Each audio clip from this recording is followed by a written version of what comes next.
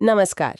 आज हम गोता लगा रहे हैं सोशल मीडिया की उस दुनिया में जो हमारी जिंदगी का मतलब एक बहुत अहम हिस्सा बन चुकी है। हाँ, बिल्कुल। हमारे पास जो स्रोत है वो इस बात पर रोशनी डालते हैं कि कैसे ये जो व्यूज की एक अंतिम भूख सी है, फॉलोअर्स बढ़ाने की होड़ और हर पल कुछ खास दिखाने का दबाव, ये सब समाज पर कैसे असर डाल रहा है। आज हमारा मकसद ये समझना है कि ये जो ध्यान की मंडी है, जहां हमारी तवज्जो, हमारा अटेंशन ही सबसे बड़ी करेंसी है, ये आखिर काम कैसे करती है। सही। और ये क्यों कि गुस्सा और भड़काऊ बातें ऑनलाइन ज्यादा तेजी से फैलती हैं, इसके असल जिंदगी में क्या खतरे छिपे हैं, और सबसे जरूरी, हम और आप मतलब हम सब मिलकर इस स्थिति को बेहतर बनाने के लिए क्या कर सकते हैं। बिल्कुल। वैसे आपको अंदाजा है कि भारत में लोग औसतन करीब 2.5 घंटे हर रोज सोशल मीडिया पे बिताते हैं। 2.5 घंटे? ये तो बहुत ज्यादा है। हाँ, और कुछ स्टडीज तो ये भी कह रही हैं कि शॉर्ट वीडियो की लत का जो पैटर्न है उसकी तुलना नशे की लत से की जा सकती है। अरे बाप रे। तो चलिए इसी पर आज थोड़ी गहराई से बात करते हैं। हाँ, जरूर। और ये सिर्फ जैसे आपने कहा समय बिताने की बात नहीं है, ये उससे कहीं ज्यादा गहरा मामला है। ये प्लेटफॉर्म डिजाइन ही ऐसे किए गए हैं कि हमारी सबसे कीमती चीज, हमारा ध्यान, वो एक बिकाऊ माल बन जाए। बिकाऊ माल। हाँ। और यहाँ दिलचस्प बात यह है कि ये प्रक्रिया सिर्फ हमारा समय नहीं ले रही है, ये हमारे सोचने का तरीका, हमारे महसूस करने का तरीका, यहाँ तक कि हम आपस में कैसे बात करते हैं, उस सबको बदल रही है। तो ये ध्यान की मंडी का खेल चलता कैसे है? स्रोत इशारा करते हैं कि हमारी जेब में जो फोन है वो एक तरह से हमारे ध्यान की नीलामी का मंच बन गया है। नीलामी का मंच, हाँ। जिस कंटेंट में सबसे ज्यादा सनसनी हो, जो सबसे तेज झटका दे, वही ऊपर पहुंचता है। आंकड़े भी यही बताते हैं। भारत में रोज का औसत इस्तेमाल, जैसा मैंने कहा, करीब 2 घंटे 28 मिनट, और ये धीरे धीरे बढ़ ही रहा है। बढ़ रहा है, हाँ। दुनिया भर का औसत भी कुछ कम नहीं, 2 घंटे 21 मिनट के आसपास है। मतलब ये जो स्क्रॉलिंग है, ये अब कोई कभी कभार की बात नहीं रही, रोज की आदत बन गई है। सही कहा। ये आंकड़े साफ दिखाते हैं कि सोशल मीडिया अब सिर्फ मनोरंजन का साधन नहीं है, ये हमारी जिंदगी का एक बुनियादी हिस्सा बन गया है। हाँ। और अगर हम इसे बड़ी तस्वीर में देखें तो ये सीधे तौर पर इन प्लेटफॉर्म्स के बिजनेस मॉडल से जुड़ा है। अच्छा, कैसे? देखो, उनका मुनाफा इसी बात पर टिका है कि वो कितनी देर तक हमारा ध्यान खींच कर रख सकते हैं। ये एक ऐसी अर्थव्यवस्था है जहां हमारा ध्यान ही असली उत्पाद है। हमारा ध्यान उत्पाद है। हाँ, जिसे वो विज्ञापनदाताओं को बेचते हैं। जितना ज्यादा ध्यान उतना ज्यादा मुनाफा, सीधी सी बात है। बाप रे। और जब ध्यान खींचने की इतनी जबरदस्त होड़ हो तो इसका हमारे दिमाग पर क्या असर पड़ता होगा? स्रोत तो कुछ चिंताजनक बातें बता रहे हैं। बताइए। खासतौर पर शॉर्ट वीडियो के मामले में, वो जो एक के बाद एक देखते जाते हैं, उसमें लत लगने जैसे पैटर्न्स देखे जा रहे हैं। स्टडीज बताती हैं कि दिमाग के रिवॉर्ड सिस्टम में बदलाव आते हैं और लोग ज्यादा आवेगी मतलब इम्पल्सिव हो जाते हैं। हाँ, ये तो है। और कुछ शोधों में तो इसकी तुलना, जैसा मैंने पहले कहा, शराब या जुए की लत से जुड़े दिमागी संकेतों से भी की गई है। हाँ, ये बिल्कुल क्लासिक डोपामीन लूप है। डोपामीन लूप, वो क्या होता है? देखो, हर लाइक, हर शेयर, हर नया वीडियो जो आप स्वाइप करते हो, ये सब दिमाग को एक छोटा सा फौरी इनाम देते हैं, डोपामीन का एक छोटा सा हिट। अच्छा। और दिमाग को ना इसकी आदत पड़ जाती है, वो बार बार वही हिट चाहता है। ठीक वैसे ही जैसे कोई स्लॉट मशीन के सामने बैठा इंसान बार बार वो लीवर खींचता है एक और इनाम की उम्मीद में। ये सुनने में ही खतरनाक लग रहा है तो स्रोत ये भी बताते हैं कि लगातार स्क्रीन पर रहने और वो जो हम एक साथ कई काम करते हैं, मल्टीटास्किंग, उससे हमारी ध्यान लगाने की क्षमता और जानकारी को समझने की रफ्तार धीमी पड़ सकती है, खासकर युवाओं में। हाँ, ये अटेंशन स्पैन वाली बात। बिल्कुल। एक टर्म इस्तेमाल हुई है, ब्रेन रॉट। ये शब्द थोड़ा डरावना है, पर इसके पीछे पीयर रिव्यूड रिसर्च है जो कहती है कि लगातार सोशल मीडिया पर लगे रहने से फोकस और प्रोडक्टिविटी घटती है। ये सोचना वाकई दिलचस्प है कि ये प्लेटफॉर्म हमारे दिमाग के काम करने के तरीके को ही बदल रहे हैं। ब्रेन रॉट शायद थोड़ा ज्यादा कड़ा शब्द लगे, पर ये उस चिंता को दिखाता है कि लगातार छोटी छोटी तेजी से बदलती सूचनाओं के आदी होने से गहरी सोच और लंबे समय तक ध्यान टिकाने की हमारी क्षमता कमजोर पड़ सकती है। इसे अटेंशन फटीग यानी ध्यान की थकान भी कह सकते हैं। जब दिमाग को लगातार उत्तेजना मिलती रहती है तो उसे शांत बैठकर किसी एक चीज पर गहराई से सोचना मुश्किल लगने लगता है। सही कह रहे हैं। और इसका असर हमारी पढ़ाई, हमारे काम, यहाँ तक कि हमारे रिश्तों की गहराई पर भी पड़ सकता है। हम शायद सबने ये महसूस किया होगा कि कैसे फोन उठाते ही घंटों निकल जाते हैं और बाद में याद भी नहीं रहता कि आखिर देखा क्या था। हाँ, ये तो होता है। और इस ध्यान खींचने की दौड़ में एक और ट्रेंड जो दिख रहा है वो है गुस्सा और नाराजगी का बढ़ना। ओहो, हाँ, आउटरेज। हाँ, आउटरेज। स्रोत बताते हैं कि ऑनलाइन दुनिया में ये नैतिक गुस्सा बहुत बिकता है। लाखों ट्वीट्स और कई प्रयोगों का विश्लेषण करने वाले शोध ये दिखाते हैं कि प्लेटफॉर्म के अपने रिवॉर्ड सिस्टम, जैसे वो लाइक्स और शेयर्स, वो धीरे धीरे लोगों को ज्यादा से ज्यादा नैतिक गुस्सा जाहिर करना सिखाते हैं। सिखाते हैं मतलब जानबूझकर? शायद अनजाने में। होता ये है कि जब किसी गुस्सैल पोस्ट पर ज्यादा रिएक्शन मिलते हैं तो लोग अनजाने में ही भविष्य में वैसा ही कंटेंट डालने के लिए प्रोत्साहित होते हैं।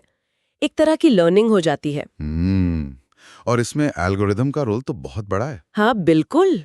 शोध ये भी साफ करते हैं कि गुस्सा, नकारात्मकता और वो जो हाई अराउजल कंटेंट होता है, मतलब ऐसा कंटेंट जो हमें तेज भावनाएं जगाता है, चाहे वो गुस्सा हो, डर हो या कोई और तीव्र जज्बात, उसे एल्गोरिदम ज्यादा फैलाते हैं। पर क्यों? ऐसा क्यों करते हैं एल्गोरिदम? क्योंकि ऐसा कंटेंट लोगों को ज्यादा देर तक प्लेटफॉर्म पर रोके रखता है, उनसे ज्यादा प्रतिक्रिया निकलवाता है। ये भावनाएं हमें फौरन रिएक्ट करने पर मजबूर करती हैं, है ना? कमेंट करना, शेयर करना। अच्छा, तो इसका मतलब ये एक तरह का दुष्चक्र बन जाता है। बिल्कुल। लोग गुस्सा दिखाते हैं, उस पर ज्यादा एंगेजमेंट आता है, एल्गोरिथम उसे और लोगों तक पहुंचाता है, जिससे और लोग वैसा ही गुस्सा दिखाने के लिए प्रेरित होते हैं। ये तो खतरनाक सिलसिला है। बिल्कुल। ये एक फीडबैक लूप है। जो चीज ज्यादा प्रतिक्रिया पैदा करती है, उसे ज्यादा दृश्यता मिलती है, जो लोगों को वैसा ही और कंटेंट बनाने को उकसाती है। और यहीं पे ये बड़ा सवाल खड़ा होता है। इस तरह का माहौल हमारे सार्वजनिक संवाद पर, हमारी आपसी समझ पर और सामाजिक सद्भाव पर क्या असर डाल रहा है? हाँ, ये सोचने वाली बात है। कहीं हम अनजाने में सिर्फ ज्यादा एंगेजमेंट के चक्कर में एक ज्यादा गुस्सैल और बटा हुआ समाज तो नहीं बना रहे हैं? इस ध्यान की मंडी में क्या गुस्से की कीमत सबसे ज्यादा लगाई जा रही है? और ये जो कुछ भी करके वायरल होने की चाहत है, ये सिर्फ ऑनलाइन बहसबाजी तक ही सीमित नहीं है। इसके असल जिंदगी में बहुत गंभीर, यहाँ तक कि जानलेवा नतीजे भी देखने को मिल रहे हैं। हाँ, ये बहुत ही दुखद है। स्रोत बताते हैं कि एक परफेक्ट रील या परफेक्ट सेल्फी के लिए जान जोखिम में डालने का चलन खतरनाक हद तक बढ़ गया है।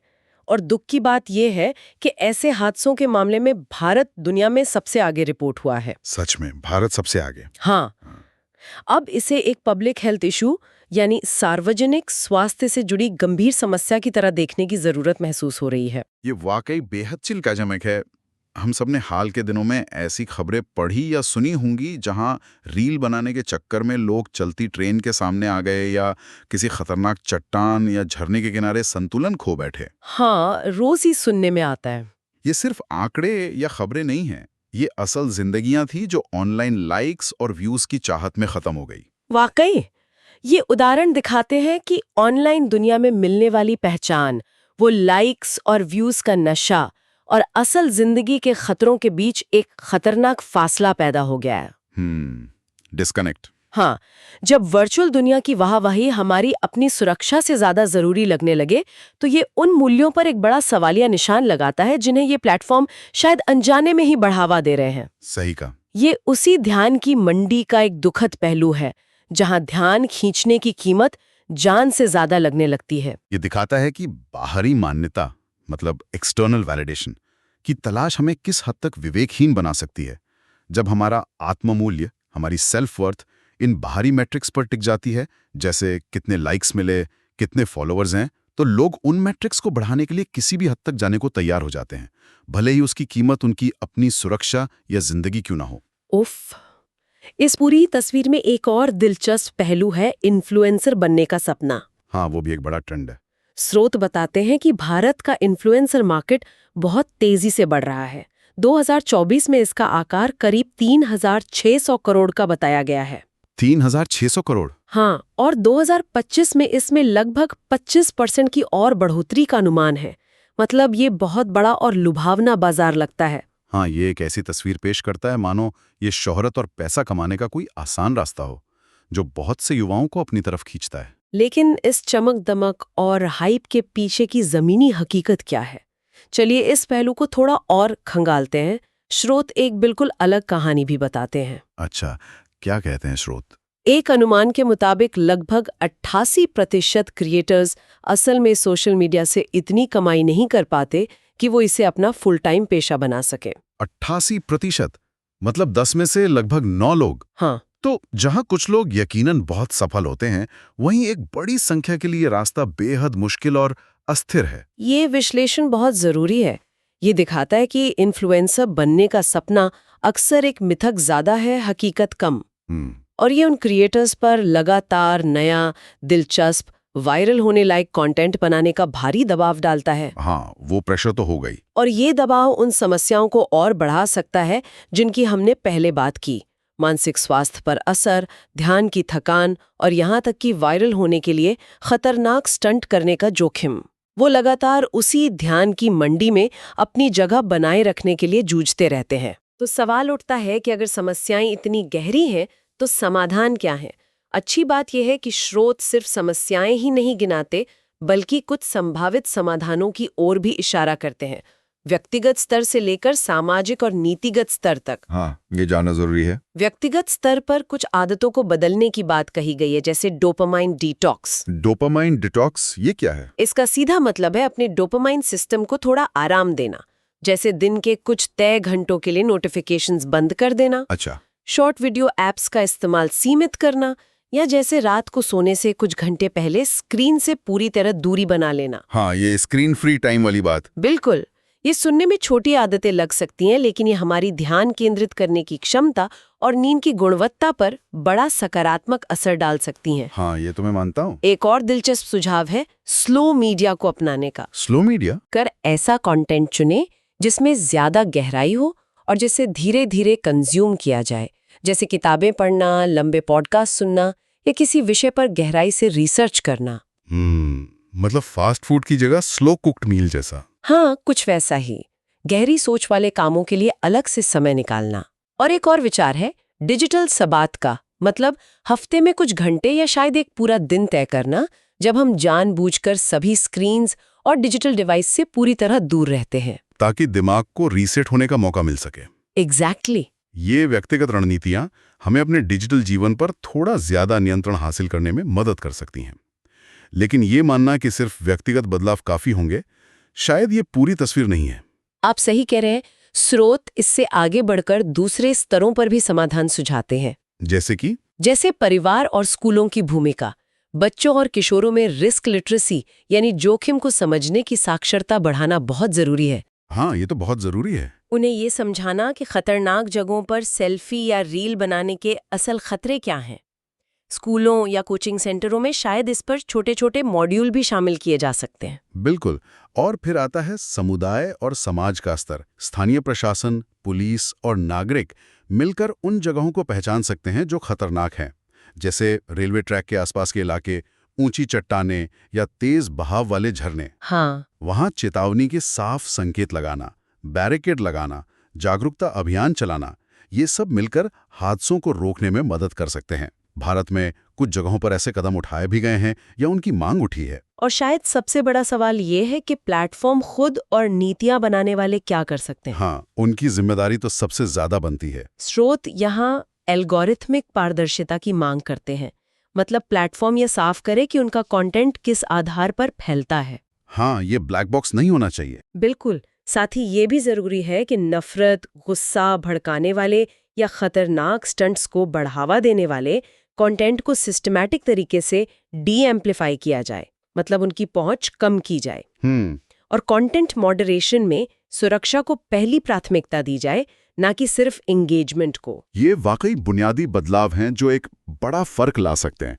कई विसल ब्लोअर्स और शोधकर्ता इन चिंताओं को लगातार उठाते रहे। अब जिम्मेदारी इन बड़े प्लेटफॉर्म्स पर भी है कि वो सिर्फ अपने मुनाफे को न देखें, बल्कि समाज पर पड़ रहे अपने गहरे असर को भी समझें और उसे बेहतर बनाने के लिए कदम उठाएं। तो कुल मिलाकर अगर हम इन सभी स्रोतों से निकले मुख्य संदेश को समझें, तो बात सिर्फ फॉलो या सब्सक्राइब बटन की नहीं है। असली सवाल ये है कि ये ध्यान और पहचान किस कीमत पर हासिल की जा रही है। बिल्कुल। कीमत क्या है? हाँ, जब इस ध्यान की मंडी में इंसान की गरिमा, आपसी समझदारी और यहाँ तक कि जिंदगी की सुरक्षा ही दांव पर लगने लगे, तो इसकी कीमत सिर्फ व्यक्ति नहीं बल्कि पूरा समाज मिलकर चुकाता है। सही कहा? आज की हमारी ये पड़ताल साफ करती है कि सोशल मीडिया और ये ध्यान आधारित अर्थव्यवस्था हमारे सोचने के तरीके, हमारे व्यवहार, हमारी भावनाओं और यहाँ तक कि हमारी शारीरिक सुरक्षा पर भी कितना गहरा असर डाल रही है। स्रोतों ने हमें इसके पीछे के तंत्र, छुपे हुए जोखिमों और कुछ संभावित समाधानों की एक जरूरी झलक दी है। और अंत में मैं एक सवाल सोचने के लिए छोड़ना चाहूंगा। हाँ, जरूर। स्रोत हमें व्यक्तिगत आदतों को बदलने से लेकर प्लेटफॉर्म पर दबाव बनाने और नीतियां बदलने तक कई रास्ते सुझाते हैं। लेकिन असली सवाल शायद ये है, अगर हम सब यानी करोड़ों यूजर्स मिलकर ये तय करें कि हम अपने ध्यान की लगाम वापस अपने हाथ में लेंगे, अपनी डिजिटल आदतों को ज्यादा सचेत होकर चुनेंगे, तो क्या हम इन ताकतवर डिजिटल प्लेटफॉर्म्स को ज्यादा मानवीय, ज्यादा जिम्मेदार और ज्यादा सुरक्षित बनने के लिए मजबूर कर सकते हैं? ये एक बड़ा सवाल है। भविष्य का डिजिटल दुनिया कैसी दिख सकती है अगर हम सिर्फ निष्क्रिय उपभोक्ता बने रहने के बजाय सक्रिय रूप से बदलाव की मांग करें? ये एक ऐसा सवाल है जिस पर हम सबको सोचने की जरूरत है।